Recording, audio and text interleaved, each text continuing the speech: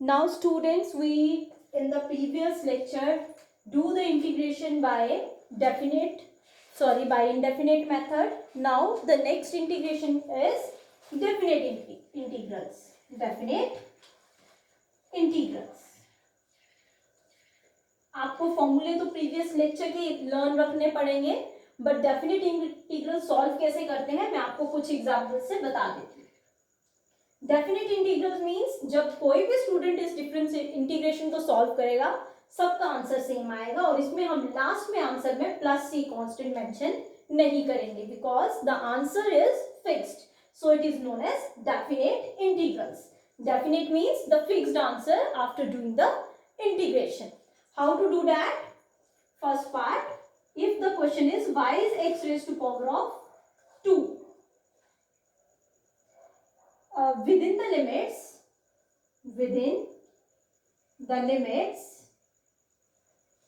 2 to 3. अब question को लिखने के दो तरीके हैं. कई बार क्वेश्चन ऐसा पूछा जाता है y is equals to x square, इसकी इंटीग्रेशन करनी है within the limits 2 to 3.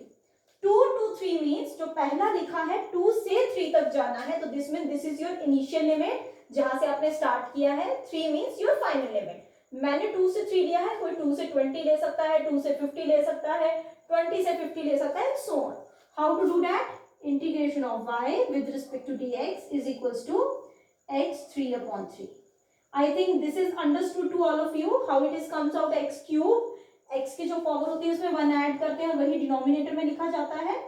अब इंटीग्रल डेफिनेट क्यों है? अब आपको बताया गया है इंटीग्रेशन आपने 2 से स्टार्ट करनी है और 3 तक लिखनी है. Why I write 2 in the denominator in the lower part of the integration? Because limit जहां से स्टार्ट होती है वो आपको लोअर लिमिट बोलते हैं. This is known as lower limit. और जहां अगर लिमिट आपकी खत्म होती है that is known as the upper limit. अब आप इसे अप्लाई कैसे करेंगे? ये पहले डायरेक्ट फॉर्मूला लगा लिया, अब कुछ कैंसिल नहीं होता है, सिंप्लीफाई नहीं होता है. अब लिमिट की जगह आप लिखेंगे मॉडुलस, नीचे लोअर लिमिट लिखेंगे, ऊपर अपर लिमिट लिखेंगे. अब इसे अप्लाई कैसे करेंगे? This is integration of y with respect to ds from 2 to 3. Firstly आप अपर लिमिट डालेंगे किसमें? वेरिएबल में. What is your variable? x. तो x में अपर लिमिट आ जाएगी 3, क्यूब है तो क्यूब रहेगा, डिवाइडेड बाय 3. देन माइनस लिखेंगे, देन लोअर लिमिट डालेंगे दैट इज 2, अगेन वेरिएबल में, whole cube upon 3. Again student ये आपको स्टेप में समझा देती हूँ. लिमिट्स आपको वेरिएबल में डालनी है और टर्म वैसी की वैसी ही रखनी है. पहले अपर लिमिट डाली जाती है 3, क्यूब का क्यूब डिवाइडेड बाय 3 था तो 3 रखा. देन सबट्रैक्ट किया जाता है लोअर लिमिट को, माइनस लोअर लिमिट डाली x में 2 क्यूब डिवाइडेड बाय 3. अब ये नेसेसरी नहीं है जब आपको क्वेश्चन सॉल्व करने को दिया जाए तो अपर लिमिट हमेशा बिगर हो एंड लोअर लिमिट स्मॉल हो, ऐसा जरूरी नहीं है. अपर लिमिट स्मॉल भी हो सकती है. अब इसे सॉल्व करते हैं. What is 3 cube? 27/3 minus what is 2 cube? 8/3. Simplify करेंगे इसे. Integration 2/3 y with respect to dx. 27 minus 8 is 19/3. This is your answer. अब इसके साथ आपको प्लस सी कांस्टेंट लिखने की जरूरत नहीं है क्योंकि अब ये कोई भी स्टूडेंट अगर इसे सॉल्व करेगा तो उसका आंसर 19/3 ही आएगा. So it is known as definite integrals. Now let us consider another example. This is in algebraic form. मैं आपको एक ट्रिग्नोमेट्री का भी करके दिखा देती हूँ. y is equals to sin of 4x. अब कई बार क्वेश्चन इस फॉर्मेट में दिया होता है, integration of dx minus π/2 to plus π/2. Already आपको लिमिट्स यहाँ लिखी हुई नजर आएगी. तब तो आपको दिख रहा है lower limit is minus π/2, upper limit is π/2. What do you mean by pi? This is read as pi. The value of pi are 2. Pi की वैल्यू 22/7 जिसे आप 3.14 बोलते हैं, या तब लेंगे when the pi is written with any constant term, not with the trigonometric term. अगर पाई आपका ट्रिग्नोमेट्रिक टर्म के साथ नहीं है, that is sine cos tan के साथ नहीं है, तब आप पाई की वैल्यू 22/7 या 3.14 लेंगे। अगर आपका साइन, जैसे मैंने तो साइन लिया है, कोई भी ट्रिग्नोमेट्रिक फंक्शन ले ले तब उसके साथ पाई लिया है, then pi is read as 180 degree. तो पाई का मतलब क्या समझ आता है, 180 डिग्री। पाई के दो वैल्यूज हैं 22/7 and 180 degree, where we take pi as 180 degree with any trigonometric function. अगर आपका ट्रिग्नोमेट्रिक फंक्शन नहीं है देन पाई को आप क्या लेंगे, 22/7। प्लीज स्टूडेंट्स इसे लर्न रखिएगा, पाई की वैल्यू 22/7 तब लेनी है if it is not followed by any trigonometric function. अगर ट्रिग्नोमेट्रिक फंक्शन के साथ पाई लिखा है then it is read as 180 degree. अब यहाँ लिखा है pi by 2, what do you mean by pi by 2? Pi upon 2 है तो 180 डिवाइडेड बाय 2 इज 90 डिग्री। इसे कैसे सॉल्व करेंगे, अभी ऑलरेडी हमने डिस्कस किया, sine is converted into minus cos, angle remains as such, do the differentiation of angle in denominator which is equals to minus cos 4x upon 4। अब हम limits लगाएंगे -π/2 to +π/2। अब इन लिमिट्स को कैसे अप्लाई किया जाएगा, अब इस लिमिट को आप कैसे लगाएंगे, integration -π/2 to +π/2 y dx is equals to minus cos remains as such, limit हमने वेरिएबल में डालनी है तो 4 remains as such, what is x, π/2, this is your whole angle, angle हमेशा ब्रैकेट में रखना है, होल डिवाइडेड बाय 4 तो 4 का 4। देन फॉर्मूला बोलता था माइनस लगाएं तो वही माइनस लगाया, देन आगे लिखेंगे minus cos 4 into -π/2 whole divided by 4, ये तो ब्रैकेट में ही रहेगा। दिस वन सॉल्व करेंगे, माइनस कॉस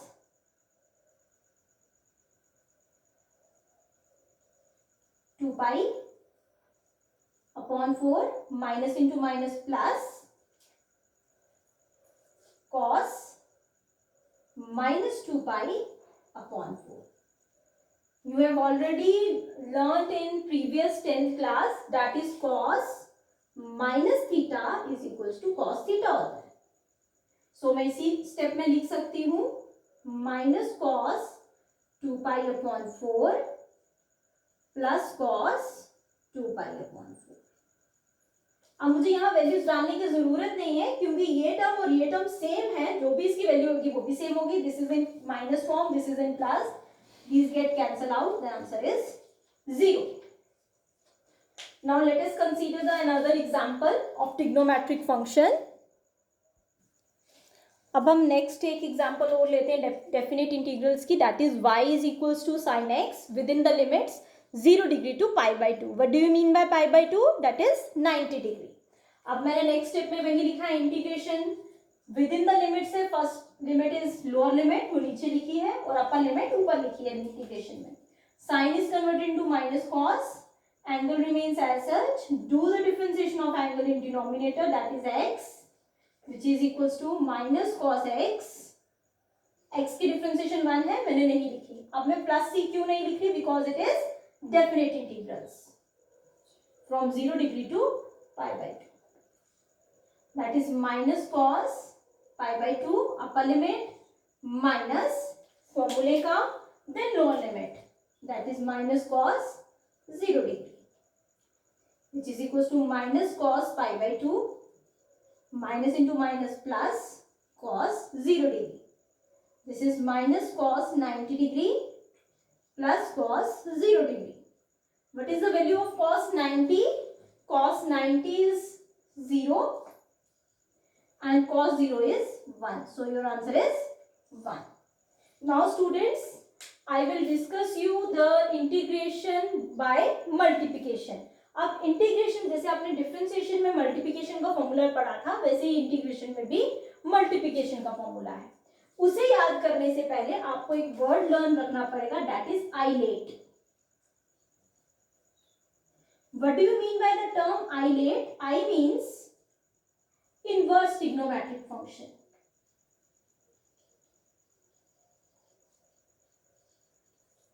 जैसे tan inverse of x, sine, cos and inverse function, ये आपके फिजिक्स में यूज नहीं होते। जिन स्टूडेंट्स ने मैथ रखा है उनको 12th क्लास में ये चैप्टर पढ़ाया जाएगा डिटेल में। Now what is L? Logarithmic function. Logarithmic function, what do you mean by logarithmic function? जिसमें लॉग लगा है, LOG। What is A? Algebraic function. Algebraic function means x, y, z की form में। Logarithmic function means log की form में, कुछ भी आगे वेरिएबल हो सकता है। Then what is T? Trigonometric function. Trigonometric function means sine कुछ एंगल, कॉस कुछ एंगल, सो ऑन, बट इनके साथ इनवर्स नहीं होगा। What is the difference between I and T? Both are the trigonometric functions, but in I there is some power raised to power n negative, that is your reverse functions. What do you mean by E? E is exponential function, that is e raised to power of some.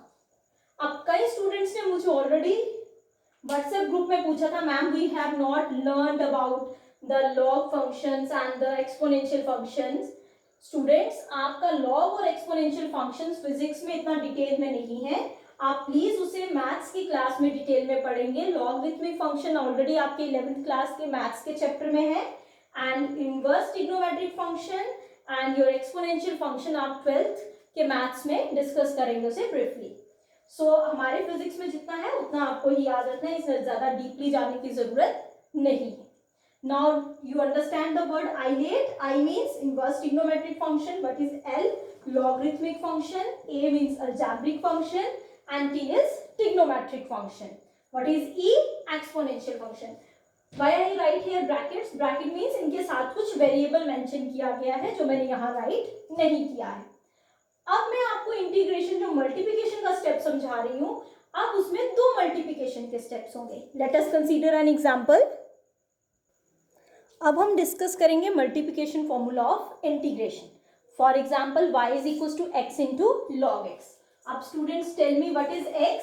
This is algebraic function. What is log 4x? This is the logarithmic function. अब बात आती है, आपने इसमें से consider, ये formula आप तभी अप्लाई करेंगे when the two factors which are multiplied are different functions. ये एक अलजेब्रिक फंक्शन है, ये लॉगरिथमिक फंक्शन, दो डिफरेंट फंक्शंस आपस में मल्टीप्लाई हो रहे हैं, तब आप इंटीग्रेशन में ये फॉर्मूला अप्लाई करेंगे। अदरवाइज अगर सेम है, for example y is equal to x square into x cube, तब आपको इतना लॉन्ग मेथड यूज करने की जरूरत नहीं है, आप सिंपल मेथड यूज करें। तब आप इसी को लिख सकते हैं when basis same powers are added 5। अब सिंपल स्टेप से इंटीग्रेशन कर लें, x raise to 6/6 plus c। This is a simple method. But अगर आपके two functions different variable functions हैं, तब आप इंटीग्रेशन का मल्टीप्लाई वाला फॉर्मूला क्या लगाएंगे? पहले आपको पता होना चाहिए वो कौन सा फंक्शन है, आइलेट, तभी मैंने आपको पढ़ाया। अब आपको इन दो फंक्शंस में से चूज करना है 1 and 2। 1 and 2 means first function and second function. अब हम किसे फर्स्ट फंक्शन चूज करें और किसे सेकंड फंक्शन चूज करें, वो कौन डिसाइड करेगा? आपका वर्ड आइलेट। आइलेट में जो अल्फाबेट पहले है, अगर आपके फंक्शन में भी वो अल्फाबेट पहले होगा तो वो फर्स्ट फंक्शन कहलाएगा, और जो बाद में होगा उसे सेकंड फंक्शन बोलेंगे। अब देखते हैं, आई एल पहले आता है आइलेट में, तो this is your first function, this is your second function. कई स्टूडेंट्स को बोला जाता है फर्स्ट फंक्शन हमेशा पहले लिखा जाता है और सेकंड फंक्शन बाद में, ऐसा जरूरी नहीं है। याद रखिएगा, आपके मल्टीप्लिकेशन फॉर्मूले में आपको ये डिसाइड करना है फर्स्ट फंक्शन कौन सा है, सेकंड फंक्शन कौन सा है, तो आप कौन से वर्ड से डिसाइड करेंगे? आइलेट फंक्शन से डिसाइड करेंगे। पहले आई आता है, इधर आई मैंने लिया ही नहीं है इनवर्स ट्रिग्नोमेट्रिक फंक्शन, और आपके सिलेबस में इनवर्स ट्रिग्नोमेट्रिक फंक्शन के रिलेटेड क्वेश्चंस नहीं है, वो आपके मैथ्स में है, हायर क्लासेस का है, 12th का हायर लेवल का सिलेबस है, जिनका मैथ्स है उन्हीं को यूज होगा। सो हम फिजिक्स में उसे डिस्कस नहीं करेंगे। लॉग फंक्शन इसके बाद आएगा, फिर अलजेब्रिक, ट्रिग्नोमेट्रिक एंड एक्सपोनेंशियल। जरूरी नहीं है इन दोनों का कॉम्बिनेशन ही होगा, इसका और इसका कॉम्बिनेशन भी हो सकता है, इसका और इसका कॉम्बिनेशन भी हो सकता है। देन मैंने अभी लॉग और अलजेब्रिक का लिया है, तो एल वर्ड पहले है तो I take L as first function and algebraic at second function. Now learn the formula. Formula है, अगर आपको फर्स्ट इंटू सेकेंड फंक्शन की इंटीग्रेशन बोलिए, मैं फर्स्ट इंटू सेकेंड डायरेक्ट लिख रही हूँ, फर्स्ट सेकेंड कुछ भी फंक्शन हो सकता है, then you take first function as such, first function को आप ऐसे का ऐसा ही रखेंगे, do the differentiation of, sorry do the integration of second function, जो आपका सेकेंड फंक्शन है उसकी इंटीग्रेशन करेंगे, then minus do the differentiation of first function, multiply by integration of second function, differentiation first function की करें, second function की integration करें, फिर आपस में इन दोनों को मल्टीप्लाई करें, जो आंसर आएगा उसकी अगेन आप क्या करेंगे, इंटीग्रेशन। अब कई स्टूडेंट्स लगेगा oh my God this is too much tough formula, बेटा ये टफ नहीं है, एक बार आप इसे अप्लाई करके देखें, आपको बिल्कुल सिंपल लगेगा।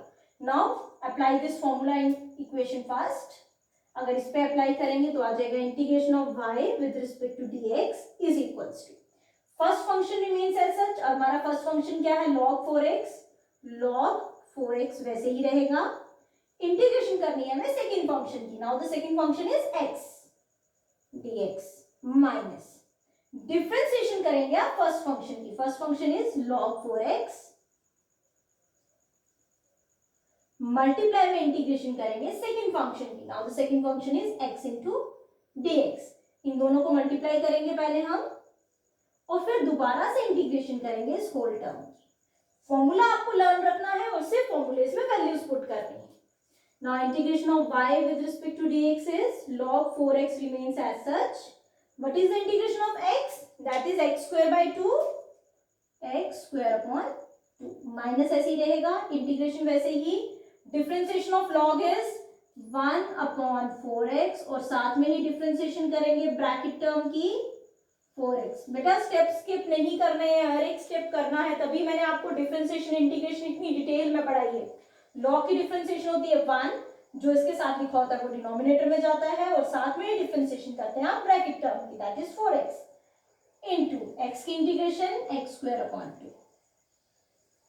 अब इसे मल्टीप्लाई करके देखेंगे, विच इज इक्वल्स टू, मैं ये इससे पहले लिख देती हूँ कि ये इसके साथ मल्टीप्लाई नहीं होता है, x square upon 2 log of 4x minus वैसे ही रहेगा, integration, what is the differentiation of 4x, that is 4 upon 4x into x square upon 2 into dx, 4 cancel, ये x और ये x की पावर कैंसिल हो जाएगी, which is equals to x square upon 2 log of 4x।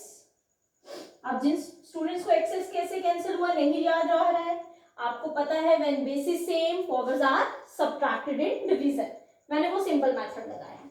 Now your integration is x upon 2 into dx, now your next step is x square upon 2 log of 4x minus 1 by, sorry यहाँ minus मैंने skip कर दिया, minus 1 by 2 वैसे रहेगा, what is the integration of x square upon plus c. Why I write here plus c? Because the integration is not definite. But इनमें भी question आपको definite आ सकता है, वो यहाँ वैल्यूज पुट करेंगे, then you apply upper and lower limit. Now the final answer is x square upon 2 log of 4x minus x square upon 4 plus c.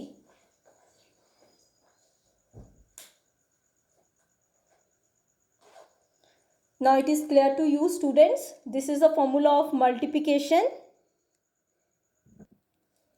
Now students do the integration of both these questions. I have given you the answers also. If you have any doubt in the answer part, then ask me. The first question is y is equals to x sine of 4x. What is x? X is algebraic function, sine is trigonometric function. What is second part? Y is equals to x e raised to power of x, where x is again algebraic function and e is exponential function. Now do the integration by multiplication formula, that is by using ILATE as well as first into second function. So students, now I discuss some of the important formulas that you used in physics in 11th as well as in 12th class. Learn these formulas by core of your heart. Now students, some important formulas are, first one, sin A plus minus B. What do you mean by plus and minus? Either या तो सिर्फ आपको plus आएगा या तो सिर्फ minus आएगा. If it is plus sin A plus B, then you write the formula sin A cos B plus cos A sin B. अगर यहाँ मैंने ऊपर प्लस लिखा है तो पहले प्लस ही आएगा. अगर फॉर्मूले में आपका माइनस आता है, then cos A cos B minus cos A sin B आ जाएगा. Now the next formula is cos A plus minus B. यहाँ रिवर्स हो जाएगा, cos A cos B. अगर क्वेश्चन में प्लस फॉर्मूले में है तो यहाँ माइनस आएगा, sin A sin B. अगर क्वेश्चन माइनस फॉर्मेट में होगा तो आपका प्लस आ जाएगा. What is tan plus minus B? Tan A plus minus tan B divided by 1 minus plus tan A tan B. Means अगर tan A plus B पूछा जाएगा आपको तो आप लिखेंगे tan A plus tan B divided by 1 minus tan A tan B. And if you are asked tan A minus B, then the formula is tan A minus tan B divided by 1 plus tan A tan B. तो ये आपके 3 की जगह 6 formulas हो गए. Now your next formula is sin 2 theta. What is 2 theta means? 2 उसको कुछ angle दिया है, तब आप इसको ब्रेक करके लिख सकते हो 2 sin theta. सिर्फ एंगल लिखना है, 2 आपने बाहर निकाल दी. एक्चुअल में बाहर नहीं आता. This is a technique how to write the formula. ये इस आइडेंटिटी है ट्रिग्नोमेट्री की. 2 sin half of the angle, जितना एंगल दिया उसका हाफ एंगल लेते हैं. 2 थीटा दिया है तो मैंने हाफ एंगल लिया. Again cos theta, again cos के साथ आप हाफ एंगल लेंगे. Now your fifth formula is cos 2 theta. इसके 3 different formulas हैं. 1 minus 2 sin square theta और 2 cos square theta minus 1 और cos square theta minus sin square theta. अब कौन सा फॉर्मूला कब अप्लाई करना है? जब आपके आगे हायर न्यूमेरिकल वैल्यूज में जब हम प्रोसीड करेंगे तब मैं आपको बताऊंगी, डिस्कस करेंगे कि कौन सा फॉर्मूला कब यूज करना है. आप सिर्फ इसे लर्न रखें. Now your next formula is tan 2 theta which is equals to 2 tan half of the angle divided by 1 minus tan square theta. अब हम बात करते हैं क्वाड्रेटिक पॉइंट्स की. That is your in trigonometric function. हमने trigonometric function में पढ़ा है 4 क्वाड्रेंट्स होते हैं. That is your in this format. ये 4 क्वाड्रेंट्स होते हैं. This is your first quadrant, this is your second, this is your third one and this is your fourth one. आपने इसको ऐसे लर्न रखा होगा. ऑल, यहाँ जितने भी ट्रिग्नोमेट्रिक फंक्शन है वो सभी के सभी पॉजिटिव रहते हैं. यहाँ साइन और उसका रिवर्स दैट इज कोसेक, यहाँ टैन और उसका रिवर्स कॉट, और यहाँ कॉस और उसका रिवर्स सेक. जहां मैंने जो जो क्वाड्रेंट में फंक्शंस लिखे हैं वो वहां अगर लाई कर रहे हो, उन क्वाड्रेंट्स में अगर लाई कर रहे हो तो वो फंक्शंस आपने क्या लेने हैं? पॉजिटिव. और उनके अलावा अगर कोई ट्रिग्नोमेट्रिक फंक्शन वहां लाई कर रहा है तो उसे आपको कैसे लेना है? नेगेटिव. अब यहां से हम स्टार्ट करते हैं. This is your 0 degree, this is your 90 degree, this is your 180 degree, then 270, then 360, so on. आप इसे ऐड करते जाए 90 पे. अब आपको याद रखना है जब भी कोई ट्रिग्नोमेट्रिक फंक्शन आपको ऐसे दिया है, से 90 डिग्री प्लस थीटा. अब मैं यहाँ एंगल मेंशन नहीं कर रही हूँ, theta is any angle. 90 plus बोला है तो दिस मीन्स आप कौन से क्वाड्रेंट में लाई कर रहे हैं? सेकेंड. क्योंकि 90 तो ये लाइन है, आपने उसमें कुछ ऐड किया है तो आप इस क्वाड्रेंट पे लाई कर रहे हैं. अगर आपको दिया होता sine 180 plus theta, then you lies in the third quadrant 180 plus something. If it is written as 180 minus theta, then you comes in the quadrant second. 180 में से कुछ माइनस किया, 180 में से कुछ माइनस किया तो आप यहाँ पहुंच जाएंगे. That is your second quadrant. So on आपको ऐसे पूछा जाएगा. याद रखिएगा जब इस मेथड से किया जाता है, sine is converted into cos, cos is converted into sine and tan is converted into cot.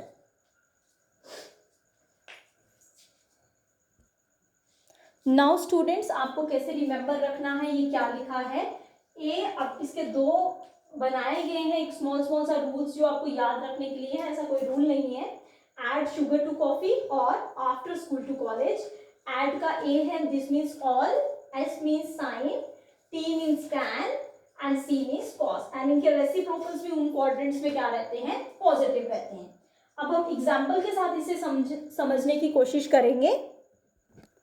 Now let us consider some examples.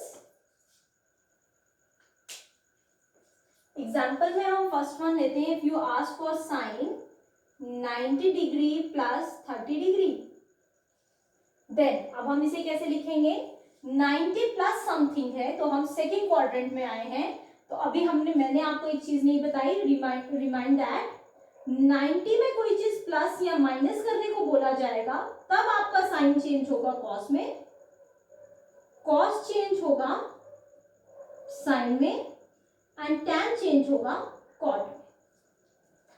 अगर 90 में कुछ एंगल प्लस या माइनस करने को बोला जाए और 270 डिग्री के एंगल में आपको कुछ ऐड या सब्ट्रैक्ट, मींस जो वर्टिकल लाइन के अंदर जो एंगल्स आ रहे हैं इनमें कुछ ऐड या सब्ट्रैक्ट करने को अगर आपको बोला जाएगा तो sine is converted into cos, cos is converted into sine and tan is converted into cot. Otherwise आपका 180 डिग्री है प्लस माइनस थीटा और 360 degree plus minus theta, then sine remains sine, cos remains cos, tan remains tan. That means there is no change in the trigonometric function. आपको इसे याद रखना पड़ेगा, horizontal में line पे जो आपके एंगल्स लाई कर रहे हैं अगर उनमें हम कुछ ऐड या सब्ट्रैक्ट करते हैं तो आपके ट्रिग्नोमेट्रिक फंक्शन में कोई भी चेंज नहीं आएगी, दे रिमेन्स एज सच। पहले मैं 90 की बात कर रही हूँ, sine 90 plus theta, theta is 30 degree. अब 90 में कुछ ऐड कर रहे हैं, अभी पढ़ा 90 में कुछ ऐड या सब्ट्रैक्ट करेंगे, sine is converted to cos, तो साइन का आ जाएगा कॉस। एंगल हमेशा आगे वाला लिखना है, 90 के आगे वाला, तो एंगल आगे वाला क्या है 30 डिग्री। अब बात आती है आंसर प्लस है कि माइनस है, now your question is in sine. अब बात आती है 90 प्लस समथिंग, आप कौन से क्वाड्रेंट में लाई कर रहे हैं, 90 plus, this is means you lies in the second quadrant. अगर आप सेकंड क्वाड्रेंट में लाई कर रहे हैं और अभी आपका क्वेश्चन साइन में है तो साइन सेकंड क्वाड्रेंट में क्या होता है, पॉजिटिव, तो आंसर पॉजिटिव रहेगा। आगे 30 degree, what is the value of cos 30 degree,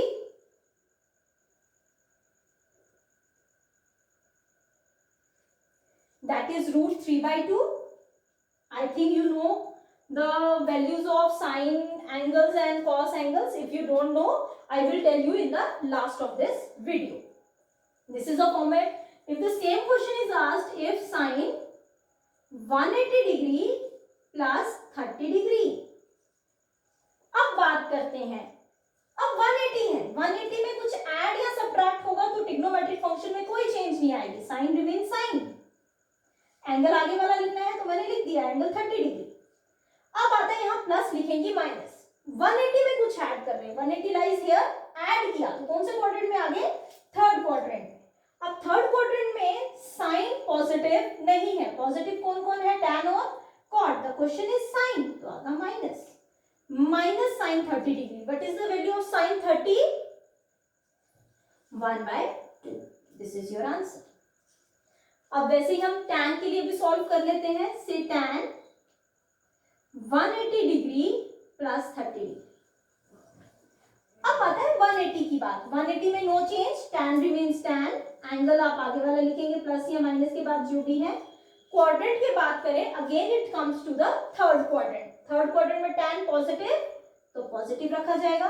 what is the value of tan 30 degree, the value of sine 30 is 1/2, the value of cos 30 is √3/2, what is the value of tan 30 now, 1/2 divided by √3/2, that is 1/√3.